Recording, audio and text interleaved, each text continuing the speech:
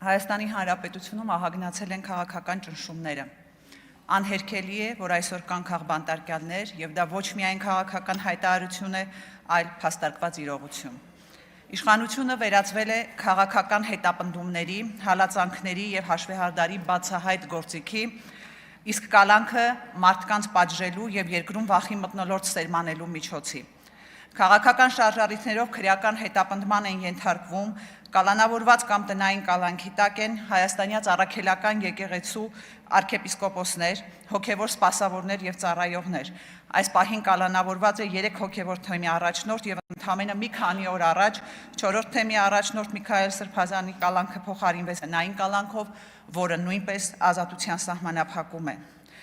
Քրեական հետապնդման են ենթարկվում կալանավորված կամ տնային կալանքի տակ են հայրենիքի պաշտպանության գործում իրենց կյանքը նվիրաբերած զինծառայողների ընտանիքների անդամներ եւ հարազատներ,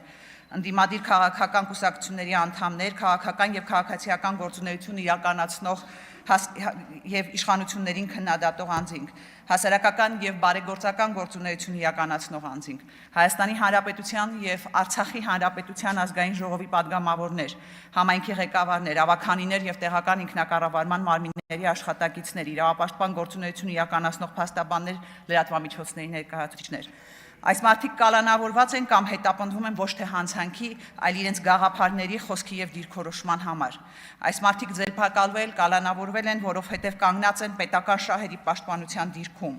Այս մարդիկ կալանավորվել են ազատ խոսքի համար, կալանավորվել են, որովհետեւ պատրաստ են պաշտպանել եկեղեցին եւ մեր ազգային արժեքները։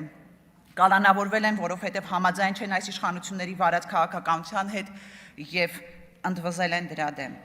Նրանց նկատմամբ առկա է խտրական եւ տարբերակված մոտեցում եւ հետեւաբար վերջիններս հանդիսանում են ԵԽԽՎ 2012 թվականի 19:00 բանաձևով նախատեսված չափանիշների համապատասխան քաղբանտարկյալ։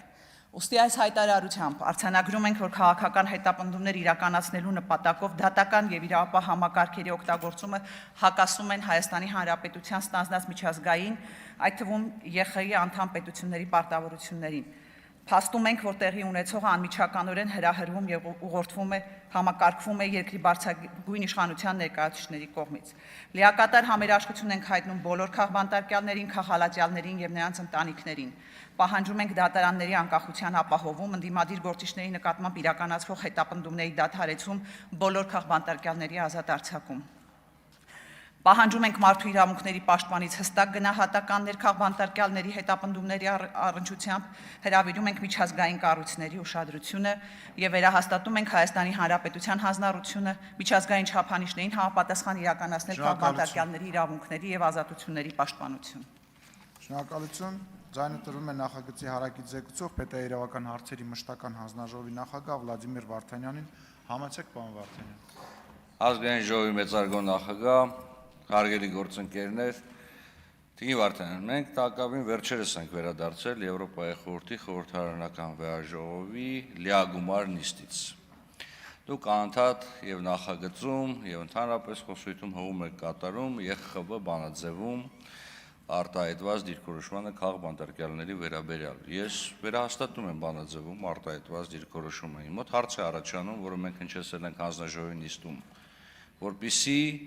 այդ բանաձևը կիրառելի լինի որևիցե փաստի նկատմամբ, որևիցե միջազգային կառույց ենթադրում է նախ եւ առաջ ԵԽԽՎ-ն գոնե համարժեք պատասխան պետք է տար։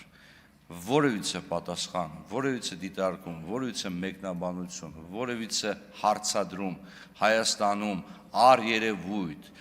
որևիցե անձի քաղաքական դրդապատճառներով հետապնդման վերաբերյալ չի արվել։ Եվ պետաիրավական հարցերի մշտական հանձնաժողովում հարցը քննարկելու ժամանակ ձեզ բազմիցս տրվել է հետևյալ հարցը. ձեզ մոտ ձեր կողմից ներկայացված նախագծում չկա որևիցե կապ դատողությունների եւ դրանց ներքո դրված փաստերի կամ միջազգային կազմակերպությունների գնահատականների միջև։ Իսկ հիմա եկեք շատ ավելի անկեղծ լինենք։ Հարգելի գործընկերներ, սա որերորդ դեպքն է, երբ մեր գործընկերները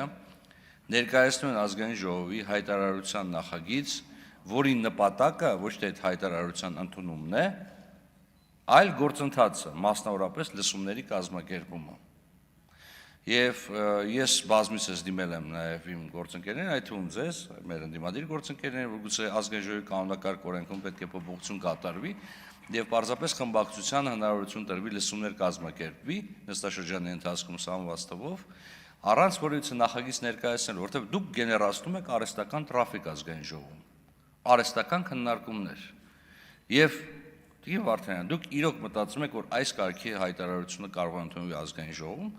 Ազգային ժողովում նման հայտարարություն ընդունելուց հետո պետք է առնվազն պաշտպան կարգի գլխավոր դատախազը, պաշտպան կարգի դատավորներ, գործընթացներ սկսեն իրավական ամբողջ պետաիրավական համակարգում։ Եվ վերջին հարցը, ինչի հետ համաձայն չէ պետաիրավական հանձնաժողովը, ինչպես արդեն նշեցի, չկային որևիցե իրավա քաղաքական կապ փաստերի եւ ձեր կողմից կոչված դատողությունների միջև եւ ամենակարևորը դուք իրոք փորձում եք հավասարության նշան դնել օրինակ Հայաստանի եւ ցանկացած այլ ավտորիտար պետությունների միջև, որոնցում կան հազարավոր քաղբանտարկյալներ եւ հավասարության նշանը այդուհանդերձ ոչ ձեզ, ոչ ինձ, ոչ էլ որևիցե մեկին պատիվ չի բերում։ Բայց սա ինչ վերաբերում էր մեր դիտարկումներին, պետաերական հարցերի մշտական հանձնաժողովը վերնշված հիմնավորումներով եւ այլ հիմնավորումներ սպորացային արտադրության մեջ բացասական եզրակացություն տվել նախագծին շնորհակալություն։